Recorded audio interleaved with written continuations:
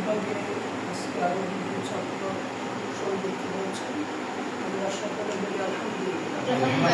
আমাদের আজম ইসলাম এবং জিহাদ ওরা বছরের শুরু থেকে নাজারা করছিল। আলহামদুলিল্লাহ নাজারা কমপ্লিট হয়েছে। নাজারা ব্যবস্থা বলেছেন যে তারা হিফজের সবক করতে পারে। এরপর আমরা উস্তাদদেরকে দিয়েও তাদের ইন্টারভিউ নিয়েছি এবং উস্তাদরা বলেছেন না তারা হিফজের উপযুক্ত। কারণ আমরা জানি যে নাজারা যদি শক্তিশালী না হয় তাহলে হিফজে গিয়ে তাদের কাঙ্ক্ষিত পড়াশোনা বা হিফজের জন্য যে একটু প্রয়োজন সেটা হয় না, এবং নাজারা ঠিক করতে তো অনেক সময় লেগে যায়। এই জন্য পূর্ণাঙ্গ নাজারা ভালো করে না হলে তার হিফজ শুরু করা ঠিক হয়।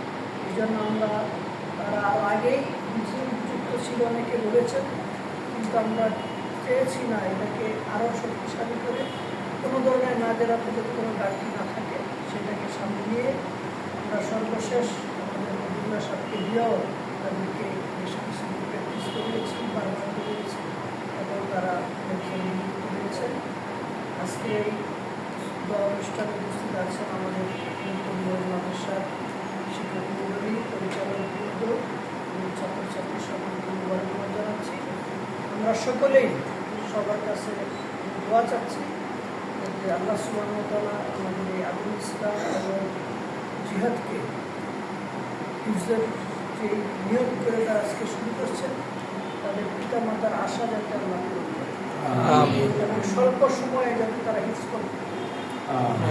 আপনাদের জন্য আমার কথা থাকবে যে হিফজ এখানে মানুষ বিপরীত থাকতে চায় না, কারণ এখানে সে রাত থেকে পড়াশোনা রাত্র 9:30 10টা পর্যন্ত প্রতিনিয়ত পড়াশোনা, এত চাপ থাকে হিফজের পড়ায়, সবক ছাত্রসবক আমৃত্যা তিলাওয়াত, প্রতিনিয়ত একটা পেরেশান।